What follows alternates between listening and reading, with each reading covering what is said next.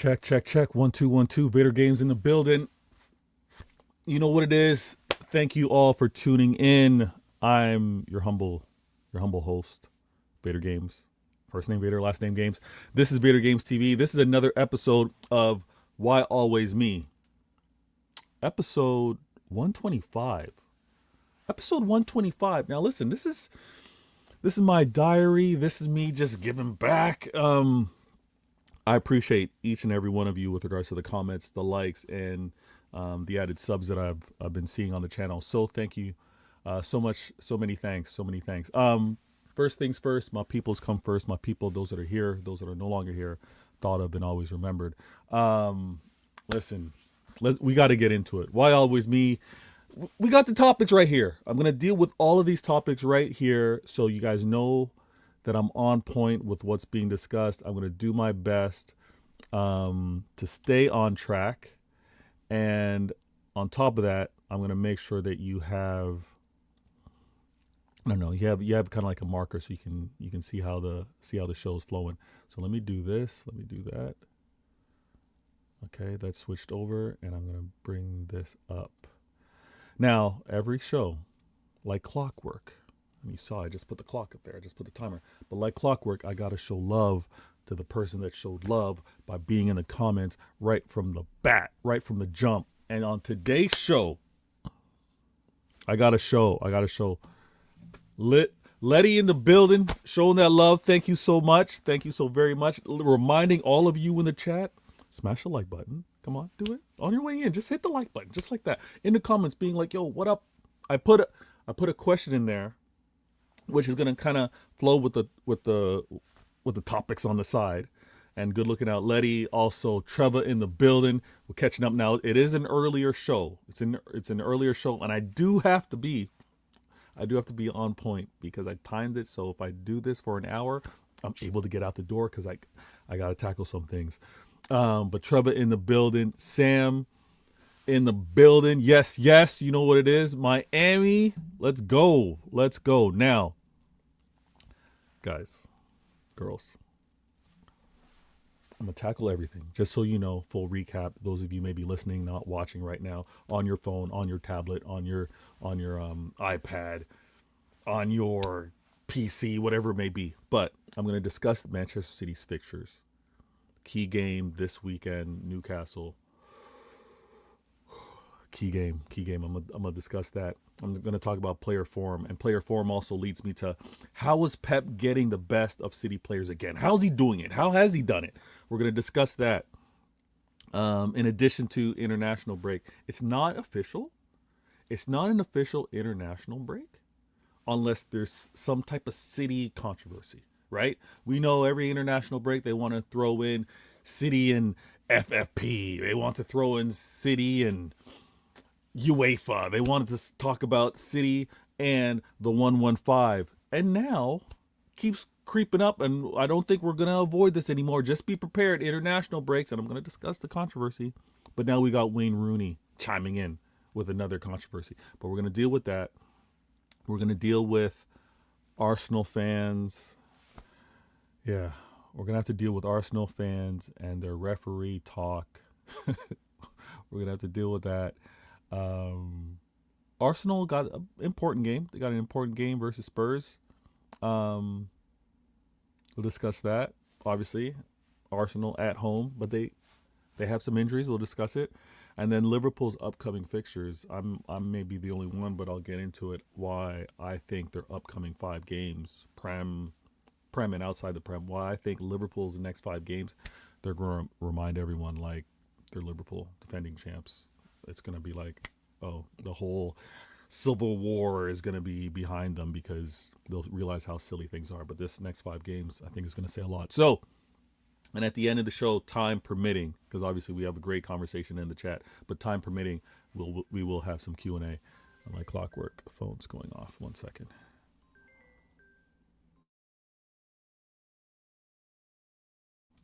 All right, all good.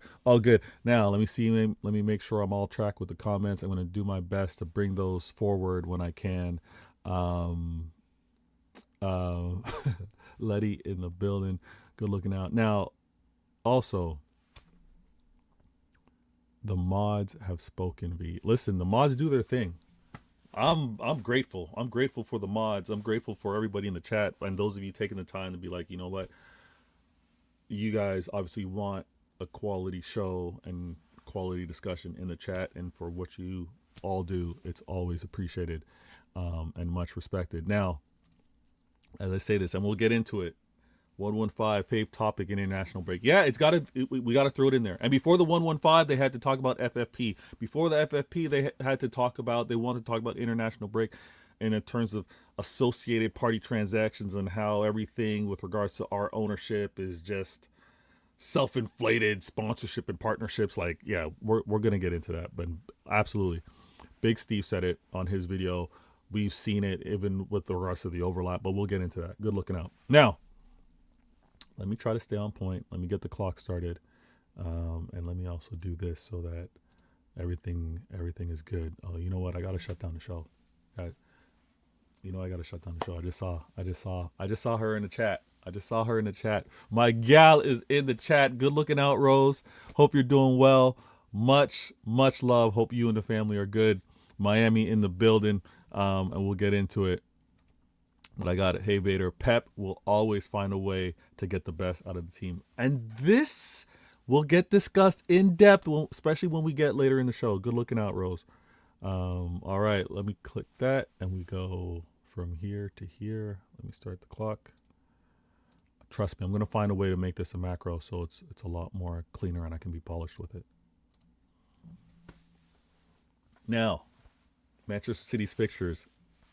If you guys aren't aware, if you guys haven't been looking this up, international break, I think international break came at the right time. I love the momentum that we had. I love the result that we had versus Liverpool, right? How we've been playing has been very, very good. We've seen a change in terms of like players being more confident, players knowing each other's instructions and roles, and also with regards to what Pep had set up. But the reason why I say the international break came at a right time is because we also want to get healthy again. We want our Ballon d'Or. We want Rodri back. And the more time we can have that aren't games played is more chance of him being able to play for us. So I was happy for that. Now, coming back from international break, our first fixture, Newcastle. All right. But let me speak on the fixtures that we have, and I'm going to get in depth with regards to Newcastle. We got Newcastle. We got Leverkusen that we're going to be playing 3 days later. Okay. So we play on Saturday, and on Tuesday, we're going to play Champions League. And then 4 days later on the Saturday, we then play at home versus Leeds. So away Newcastle, home Leverkusen, Champions League, home versus Leeds, away versus Fulham. And how many games is that?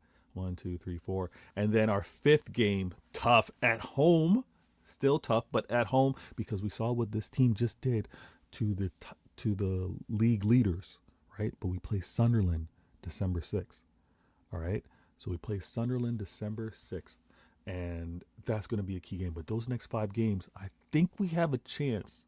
To really continue to put some pressure on the league leaders, and maybe also remind those that are kind of like those that are chasing us on, hey, you guys are going to have to play at your best to keep up with us.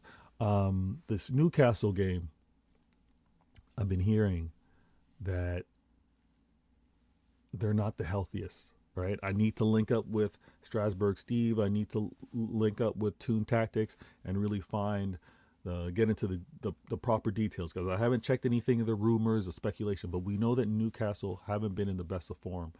However, they are at home. I think we play up to our level because we need this result. We need this result to apply that pressure on the league leaders, to apply that pressure. TJ Warren in the building. Subscribe if you haven't. Great channel. He knows his stuff. And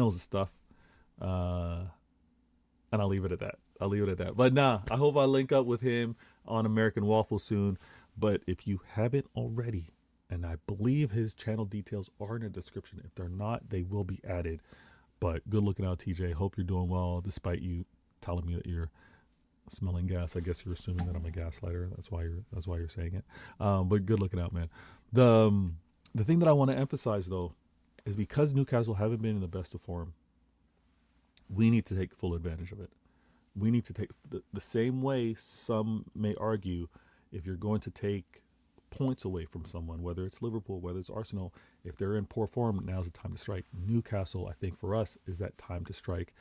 And if we were to run it back, with the same team, right? The same team of players that played versus Liverpool, I honestly wouldn't be upset with that. I wouldn't be upset with that. Let's see what Pep had cooking versus Liverpool and whether we can run it again. I think the physicality with the rest of Newcastle is going to be something that we got to be aware of. And I also feel that we'll have those options off the bench to have to deal with maybe changing the game. So I would really like to see Shirky, Holland, and Doku. I mean, Doku and Holland, phenomenal international break, right? They've been looking really good. Defensively, I think we got no concerns there. I think we're calm defensively. And the combination of Shirky, Holland, Doku, Foden, Gonzalez, and even Bernardo. We saw Reinders score internationally, but or even if we change out Bernardo and bring Reinders, I want to see a very, very strong team because I think we also have options off the bench to kind of deal with them. So we need it. And I'm going to go in more depth with regards to this. And let me say this. I'm not flirting with the watch along. But you can't expect me, and I'm going to make sure that I put this out there so you can get the notification. You can get the notify me because it's already going to be set up. But I'm going to set up a thumbnail and expect a Vader Games match reaction. I'm going to be doing that right after our City game. So if you want to hear what I have to say, if you want to get something a little, I look at the game differently. So if you want to get a different take on it, please tune into the match reaction. I'm going to look to do that, probably not immediately, but within 30 minutes of the game ending, because I got to get the emotions to calm down a little bit. I do get a little worked up watching the game. Now, let me keep this clean. We're going to do this. I'm going to do that.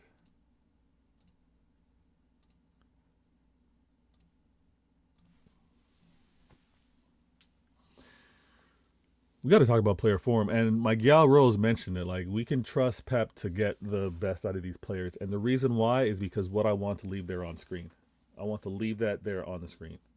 So the question, right, or how I want to pose it, how Pep is getting the best of City players again? Like, how's he doing it? He's doing it with the fact that he demands attention. He's meticulous. He looks at the details, not only of how we play, of how his club plays, but then he also looks at the details of the opposition. And it is a steep learning curve. It does take a lot for a player to kind of like ingest all, this is what you want me to do, and this is what you want me to be aware of with regards to who I play against. But he's getting the best out of these players. And the form that we're seeing from Doku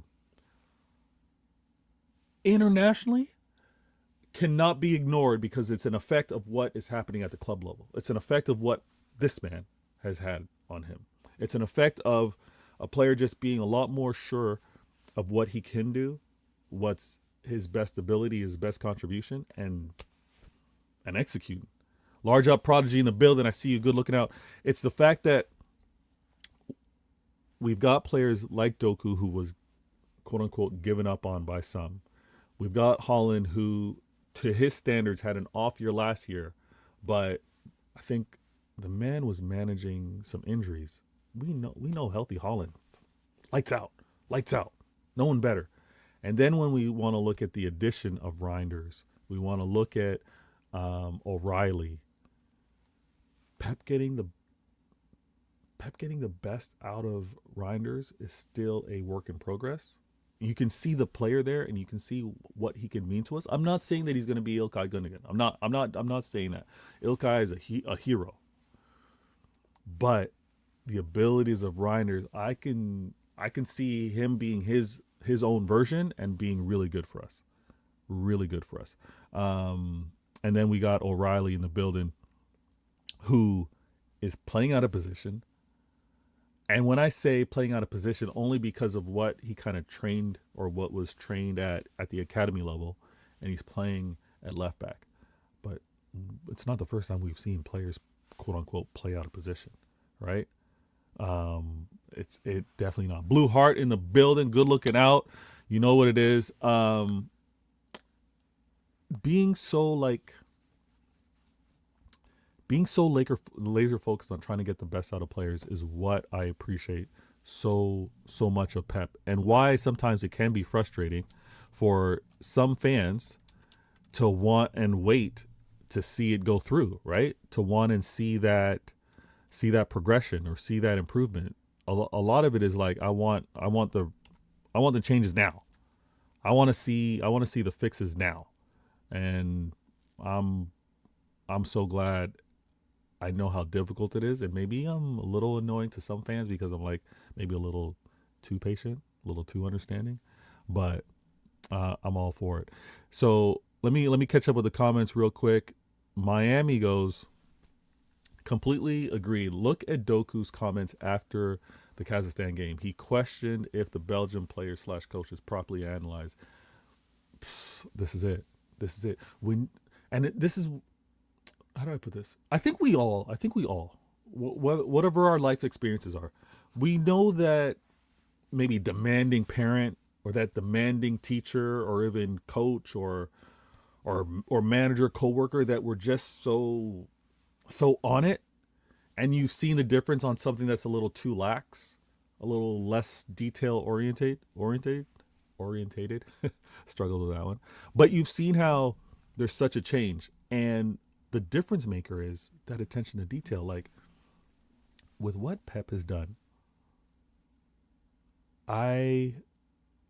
first of all, I hope that he remains here beyond next year, which is his last year of the contract. But that contract talk I'll have on another show, and I'll go into detail. Not that I'm in the know, not that I got some extra secret details, but with regards to Pep's future at the club, I'm prepared for what may not be the contract length. That's all I'm going to say. I'm prepared for that.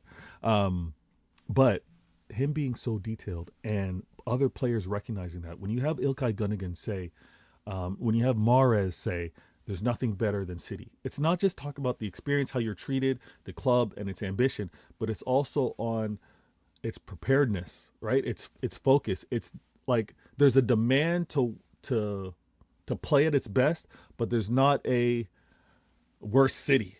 Like it's just a blanketed expectation. There is, if you're serious about being the best, here's how you go about it. And this is what I love so much about the club and how Pep's been managing it. Sam says, Doku looking better on the ball too, as he's allowed to have the ball more than before. And again, it also comes with Doku's understanding. Doku realizing what he shouldn't do, what he may like to do, but isn't best for the team, isn't best for how his teammates operate, right? And there's something that I think was missed by some. There's Haaland's understanding of Doku that needed to happen, because obviously I mentioned this before. If Doku goes down the byline or he cuts back or whatever, there's reading what he likes to do. But then there's also Doku's understanding of what Haaland tends to do, or Doku looking up and seeing, Haaland's on this shoulder of the defender, he tends or likes to do this. That all comes with time. And when you demand attention, the manager demands attention, it trickles down to the players, and then the players are all on the same page. I think we can do something special. I don't know if it happens this year because the injection of Reinders, of Shirky, Aitnori. I think like that addition may take some time. But it can be something crazy if we continue this way. And if we get a result versus Newcastle, is it just a result? Well, hold on, let me calm down here. It's not just a result. If it's like we don't look that great and win, I'm gonna take it. Obviously, I'm gonna be happy. But if we show if we show a controlling, like comfortable, superior style of play in terms of this game, yeah, I'm gonna get gassed. I'm gonna get gassed. If we look to like our controlling way, then I might have to change how I talk about this upcoming city. I might have to change how I still have us third, fourth favorites, right? Despite us being second in the league, third, fourth favorites. I know all the stat stuff out there, but if we I'm trying to say that with a straight face, but if we perform really well, I'm gonna be all for it. I see Alphabet in the building. Good looking out. Our improved direct play has been really good because of Pep Linders. Absolutely. Like we got Pep and Pep. And a couple show again, I had to talk about how like I think Pep is talking to Pep and how it's probably confusing, but we got one that's going to be like, hey, here's how we make sure that we get the aggressiveness, the intensity, the focus on continuing being our impressive pressing selves. And then you got Pep attacking style, possession style. Here's how I feel most comfortable. Here's how, if we have the ball, the opposition don't have the ball, chances are we're in control. I like the combination of the two. I really do. Prodigy goes, wait, for real? I didn't see that highlight. I didn't see it. But if promising, this is one thing. We're always going to be on the lookout. We're always going to be on the lookout for the next talent. And sometimes talent needs one, definitely needs one, maybe 2, maybe 3 years in terms of getting up to snuff, getting available. Rose goes, it's encouraging how amazing Holland and Doku are playing. It's special. Now, I'm not entertaining those that are talking about Doku Ballon d'Or and Doku World Class. He can get there. I just want it to be a reminder on, you don't write off players. If you see the ability there, you nurture it and you see on how it can break through. Absolutely. Blue Heart. Don't know about how others feel, but I feel we are finding the new path Pep is designing. I'm with you. I kind of see it. I don't just yet want to do, that premature breakdown, like this is what City are doing. Like this is the new City. This is what Pep's instilling. I don't want to talk about things just yet. You see him tinkering. You see how he's demanding a little more, or demanding differently of certain players, and how we are approaching the game, even how we're attacking and offending. But yeah, I'm confident too. I'm confident too that what Pep is tinkering with is still going to be catching people off guard, so that we're ahead of the game. I'm with you on that one. And I'm apologies for falling a little bit behind on some of the comments. Now let me keep this moving because I got to stay on track. Where are we at? Yeah. Ooh, yeah. Actually, I gotta move. Here we go. This one's gonna be fun. I can't lie. This one's gonna be fun. All right. International break. You've heard me say this before. International break isn't official unless there's controversy, unless there's something to bash City about, something to kind of spoil the weekend, spoil the break, and have to talk about Manchester City in a negative way. Because again, like I talked about on a previous show when we were talking Ballon d'Or, right? Made sense. Harry Kane made sense for Mbappe, made sense for Holland, of course. Mikel Moreno, sometimes they know what they're doing by injecting certain clubs, certain conversations just to get the conversation going, just to get the clicks, right? It's unfortunate that City always get thrown in that negative light to get the reaction from City fans, because obviously we're going to defend our club, and then obviously to get the pylon that happens with all these rivals that want to diminish and then take away from City. This international break and the controversy that happened on the overlap was hilarious. It was hilarious because if it's tongue in cheek, I'm like, haha, we kind of take a laugh with it. But when you have people doing like breakdowns, right? Like certain minutes in the game and being like, this moment happened, and you can see that the light bulb turned on, the switch was made on, okay, here's how we don't want United to win, on why the comeback versus QPR, the Aguero moment all happened. Stop it. I can't believe how many people entertain this. Listen, it is and forever will be the greatest goal in the Premier League. It is the greatest moment in the Premier League. When they want to say that City don't matter, when they want to say, City, where's your history? Prem history is what we're talking about. And I'm not letting these rivals, they're not going to throw in this controversy to taint that moment. I'm gonna be real with you. They're trying to taint the moment, and the moment was in its purity in terms of you never give up. You fight to the very last. Even the fact that United fans were all already celebrating because their game was done and they were confident with what was happening. They heard the news on how City were behind and losing. This was a special moment, and I think it is really poor. I think it's really poor for so many. Now, players can have their... Listen, Wayne Rooney, former player, he's going to have his take on it because he's obviously still bitter. He's still sour about it. Many United players and fans would be. But to throw out that he thinks that a club threw the game for City is wild. And I really didn't like it. Now, if it's trying to be a little jokey, and this is why I wish there was a font. I wish there was kind of like a font to be like, this is sarcasm. You know, maybe after everything you put a little laughing emoji at the end of it. But I didn't like where that went. I didn't like how they were trying to take that moment away. It was earned. It was earned. I see I see Zane in the building. Sorry, I had Wayne Rooney on my mind. Zane in the building. What it do?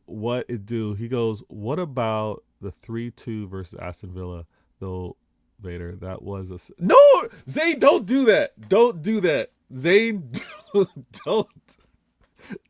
I'm not having it. Zane, I'm not having it. It's been a minute.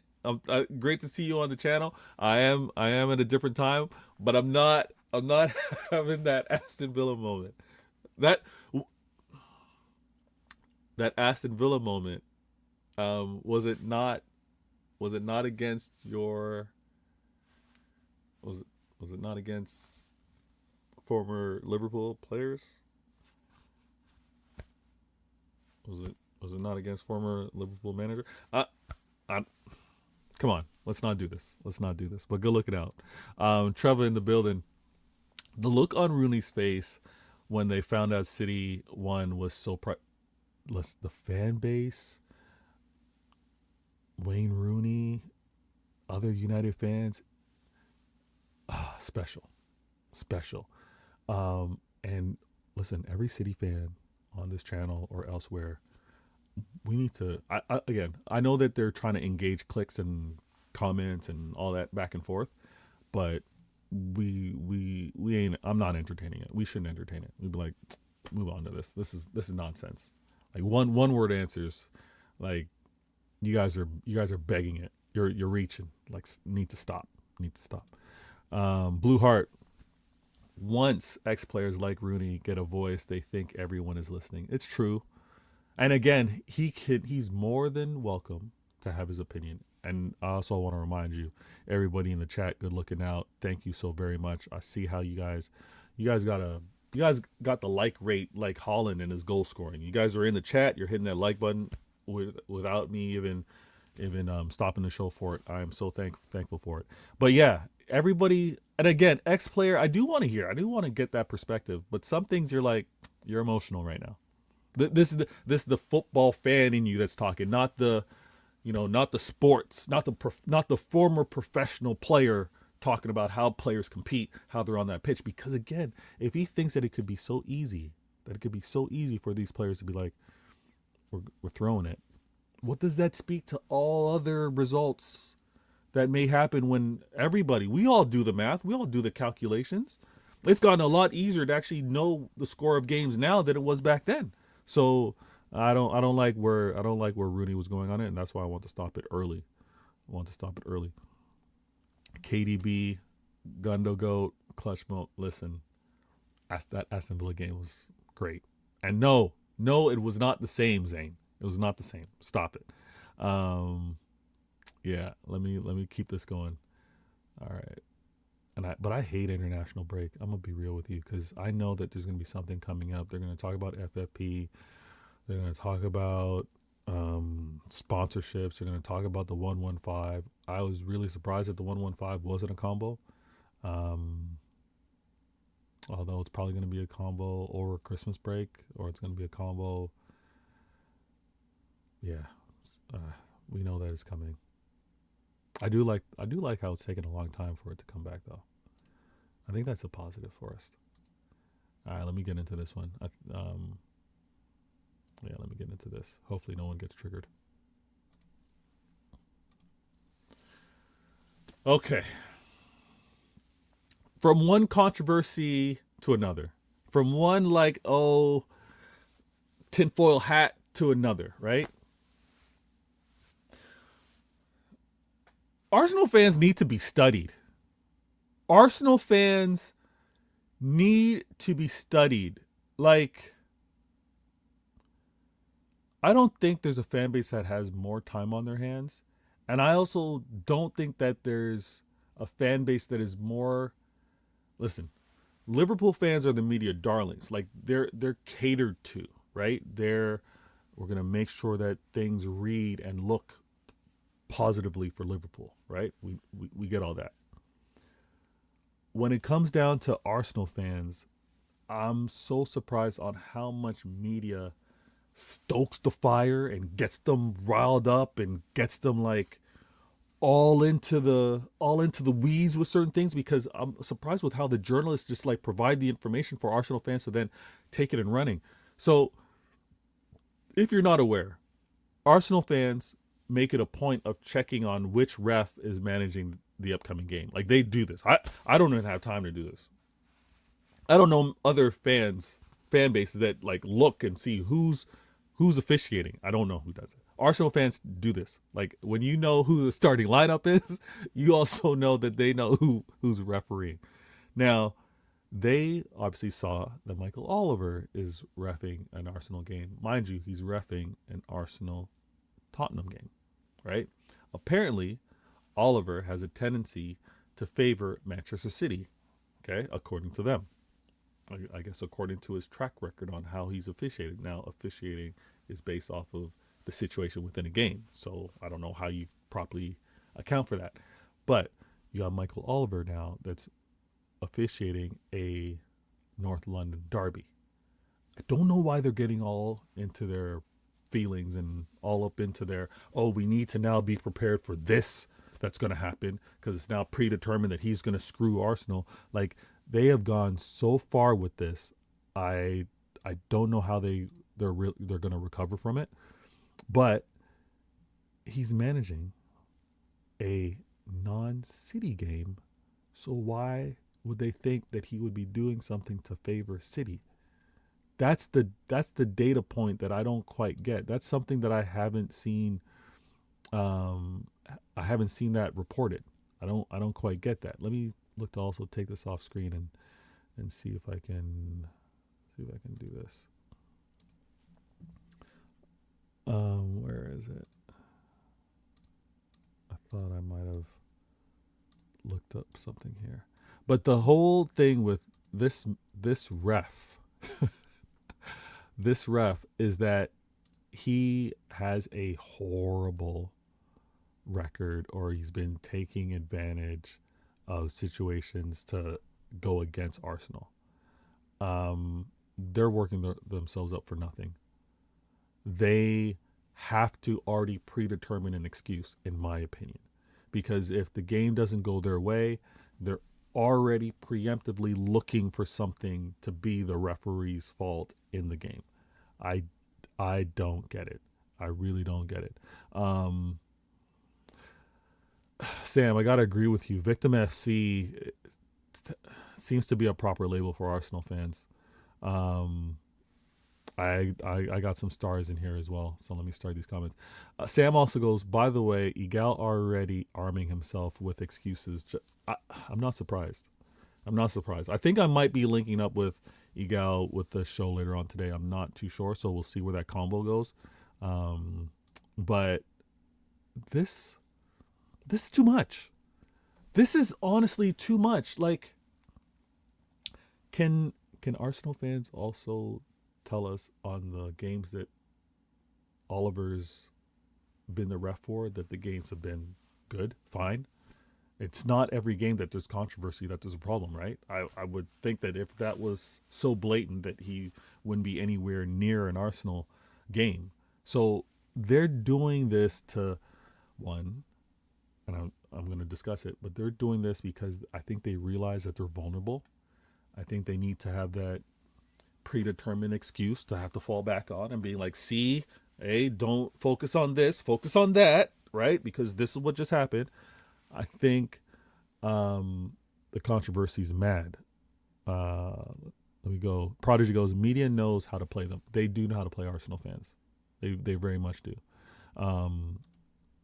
Miami goes, they're in an uproar. See, they do this. Okay, they are upset because it is Michael Oliver, but they do this for many refs. For many refs, they've been bringing up, oh, like here's what he's done in the past. Like they've got. I think they have a scouting chart on refs, and they're ready for the bullet points to be like this is the cause, this is the issue. It's wild. It's wild. Red Cartel, absolutely. Red Cartel. We got media darlings, Liverpool. We got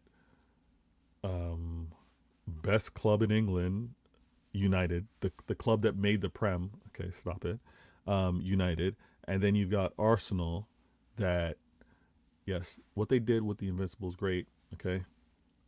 But to still be leaning on that, the Red Cartel's out of hand. They're way too protected. I didn't realize this. Oliver is registered with the PGML as a as a Newcastle fan. So his ties to City favoring them, I don't get. He's not allowed to officiate their games or Sunderland. Okay, that makes sense. This Clutch Clips. Arsenal fans have not been up since they haven't. It's been a tough run. And that's why many are saying this year is a must. A little time on top is good. Premature proclamations. That's what they like to do. I kind of coined that a couple seasons ago, and they are all about it. I don't know where they go from here. Because if you're complaining about the refs before the games have been played, and when the game's going to be played with any decision that he's going to make, they're going to be like losing their minds. And not only that, I think it's something that's recognized online. We know that from a fan base standpoint, there's different things that take place online versus in attendance at the game. But I think the fans in attendance are going to be losing their minds as well. I think it's going to be one of those. And a big reason, stick with me here on this one, a big reason why I think it is what it's been, I think why they're already getting these excuses. Oh, why didn't the clock start? That's not good.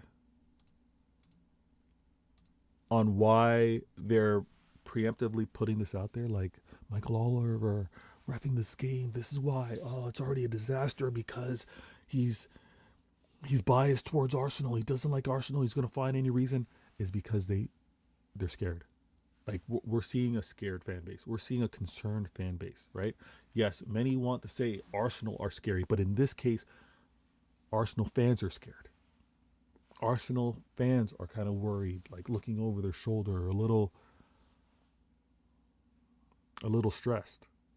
They're stressed because their best player this season is hurt, is out, right? And we don't wish any injuries on any player.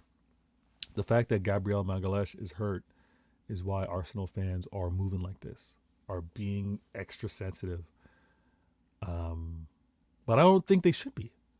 I really don't think Arsenal fans should be this like, oh, let me throw out the ref excuse already. I don't think Arsenal fans should be like, oh, this is going to be a problem because they have this player right here. And they have this situation right here. They're at home. Arsenal fans are at home at the Emirates, right? The carpet, right? They're at the Emirates and they have Bukayo Saka. They have like it shouldn't be a problem, right? As good as they've been telling us Saka is, right? They're at home. It's a win. It's a win. It's a win versus an injury. Now, when we want to talk about injuries, right? When we want to talk about injuries, and shout out to my man Jay, Spurs fan. I got to link up with him, get him on the show, get him on the channel. But Spurs have lots of injuries, lots, right? And the fact that they have so many injuries, Arsenal at home, Arsenal have Saka, I think this is a win. I think there should, like, really the talk should be, oh, Arsenal got this, they're moving on. You look at how they've been defensively. You look at how they've been able to control games and prevent teams from not only scoring, but in some games having teams not even register a shot on target. Arsenal at home still have Saka. I'm saying this is a comfortable win. Insomniac in the building. I see you good looking out. Gabriel out. Yeah, it's a miss. But the depth of Arsenal, I think they kind of make do. How is a defensive player that important? Right? Now I get it if defensively they were poor. But from Arteta, credit to Arteta, he's got the team defending well, not just the center back pairing, not just the back four. He's got the team defending well. I think a lot of things are getting exaggerated over here. I hear it, Prodigy. There is some PTSD with regards to possibly the fact that they put so much emphasis on why they didn't win the league a couple seasons ago on Saliba, right? They had a player out. They're like, this was where everything went to crap. Maybe they're doing the same thing with regards to Gabriel. But I think the player that has been their focal point, right? The player that they've always been quick to say he should be compared to other very good players at other clubs. I think Saka is the one to lean on. Saka's here is where he shows his leadership, right? On how he quote unquote carries Arsenal or is the main focus, the best player for Arsenal. I think it's calm. I was chuckling. I was laughing. I was like, this is being gassed up way too much. Saka, Arsenal at home, Spurs, and everyone wants to talk down and trash on Spurs. It's a win. It's a win. It's a win easy. It's a win easy for Arsenal. Let me try to catch up with these comments. Clutch goes, Gabriella has scored a lot of their set pieces. True.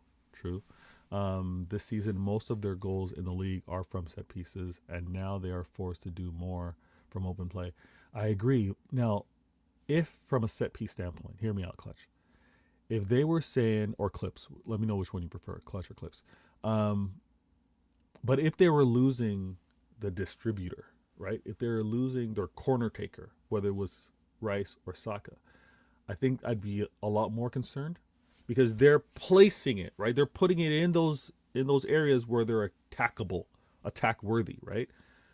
If you don't have that delivery system, I think you're more concerned. I think they can get a Saliba, they can get a Calafiori. I think they can get they can get that player to be in that attacking position, right? Let's say we look at even Saka's delivery, and you got Rice on the other end of it. I think they're okay with it. I think they're calm with it, to be honest with you. And another reason is this win's needed. This win is needed.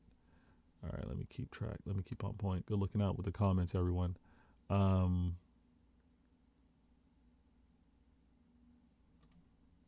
Sam says, all I heard this season was Arsenal have the best squad depth. By the way, why cry? I'm with you. This is why the crying doesn't make sense. This is why them overemphasizing the importance of this controversy with regards to referee. I'm like, y'all need to chill.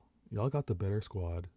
You're without Gabriel, who's a defender, And we've seen, you guys have shown us that you've got players to fill in.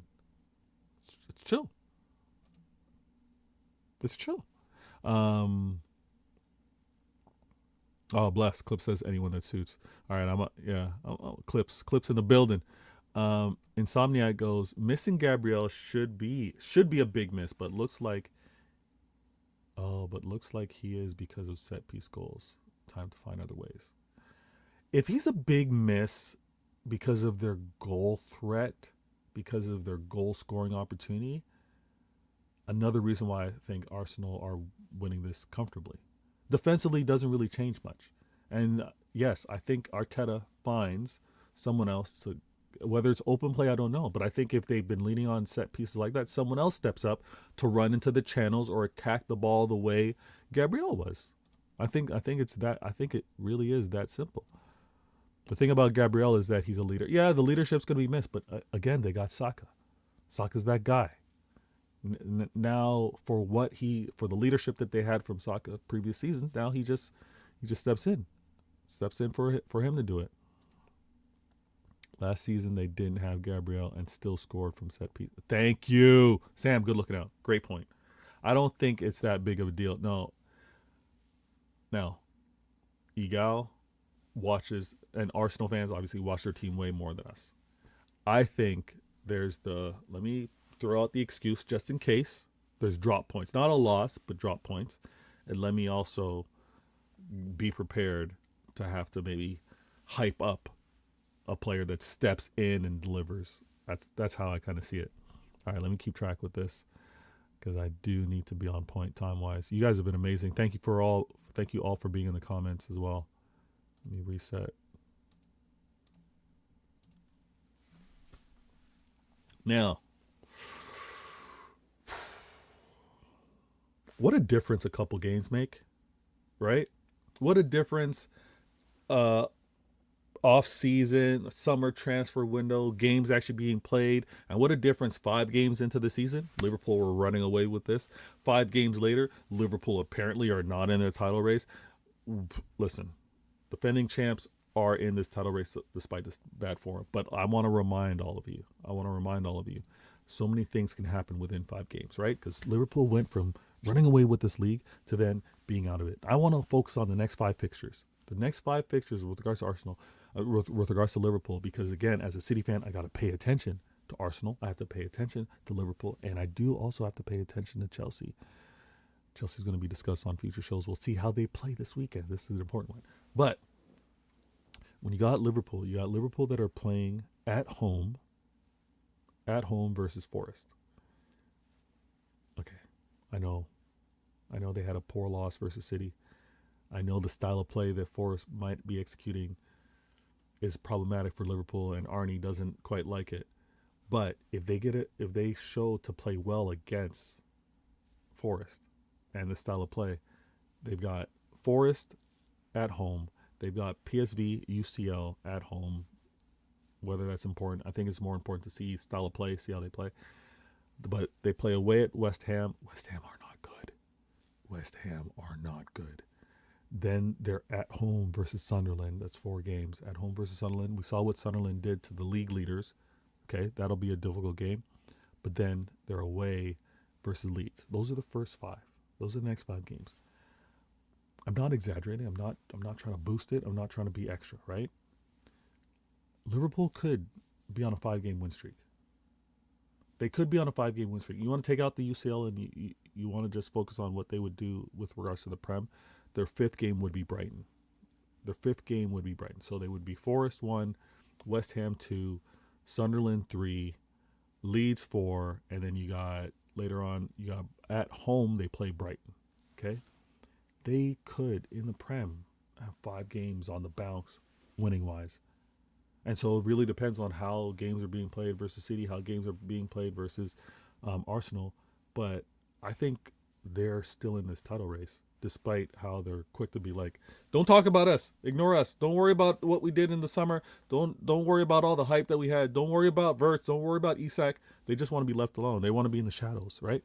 But they could easily be 5 games on the bounce right up in this, and it's a matter of City trying to stay on pace. It's also a matter of Arsenal trying to stay on pace. Liverpool have the easiest fixtures. I see you, Prodigy. I would agree with that. After what I just looked at, they have an easier fixture. Now, if I compare that to what City have to do, right? We talked about City playing Newcastle next, big game. Leverkusen, I know that's UCL, but then we got Leeds at home, feeling pretty good about that. Away at Fulham, again, pretty good about that. Sunderland at home. Sunderland at home will be tough. And then Crystal Palace away. Liverpool on the bounce could have these 5 and looking nice and comfortable. And then you got Arsenal and City that could potentially drop points. And then it's a conversation again. Then we're also, like I said earlier, and maybe some of you were laughing, but then there's also Chelsea on Chelsea's run and how they may go. Now, going in depth with the breakdown, here's what I'm going to put this on screen. Here's like predictions on the games won, not necessarily score-wise, but the games won by the ops that we got to pay attention to. I'll do on CIA, right? I'll do that on CIA. But this Liverpool upcoming 5-game win streak is what I'm throwing out there. I'm throwing out there that Liverpool are going, with regards to the Prem, they're about to go on a 5-game win streak. Arnie's been hearing all of the criticism, all of it. Wirtz seems to, whenever he plays something Germany-related, man's good. Man's back to being the player that he is. Maybe he takes that back. He brings that back and he plays well for Liverpool. But I have a feeling that they're going to be dialed in. I have a feeling that they are going to be dialed in. Liverpool's upcoming 5 games, I'm predicting a win streak. Chelsea as a dark horse, I see you guys in the chat. I'm not mad at that. They get healthy. Chelsea get healthy, especially with Cole Palmer coming back, even with regards to some of their defensive players.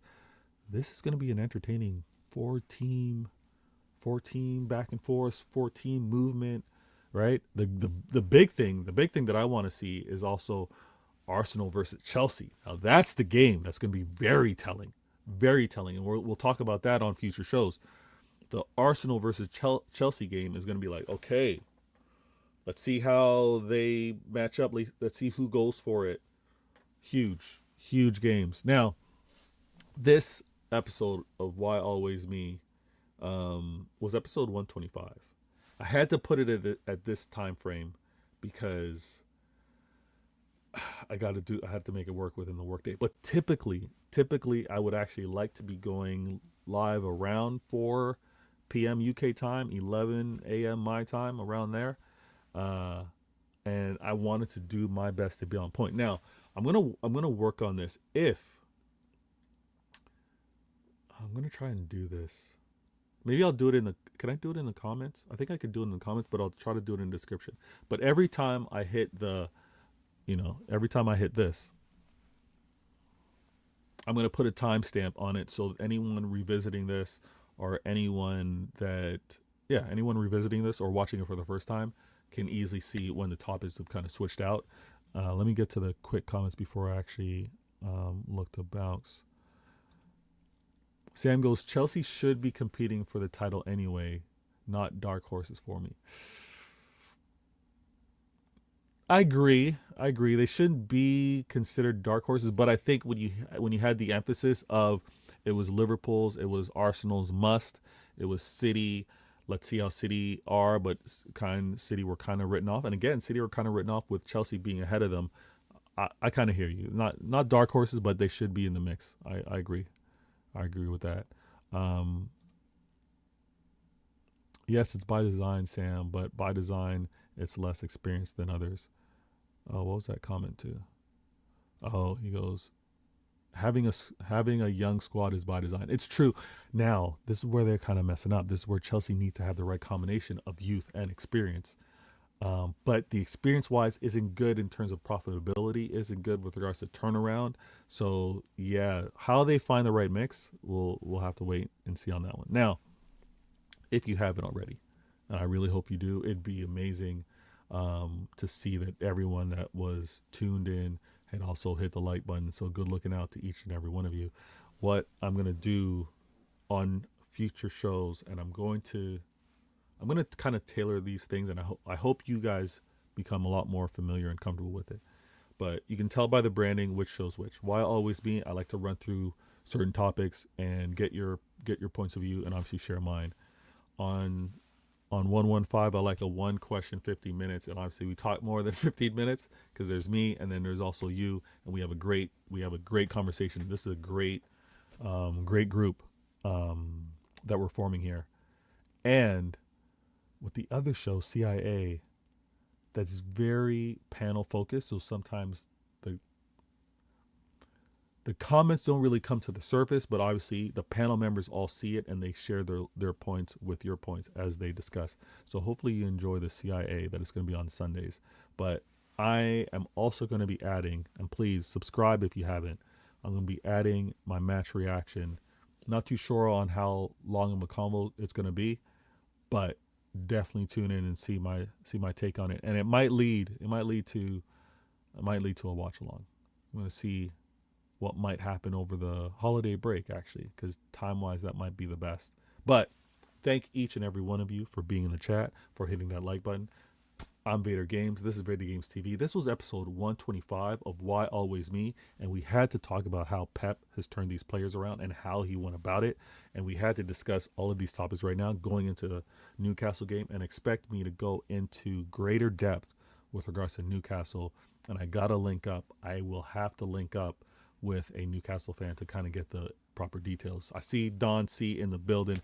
Good looking out, my guy. Thank you so much. Thanks for hitting that like button. But we are going to get into it. We are going to get it productive. This was a productive one. And I also want to add to the production of these things. I'm going to work on some things that are automatic because I think you guys enjoy that. And bless each and every one of you. I'm Vader Games. Enjoy this outro. I'm going to catch you on the next one. Bless.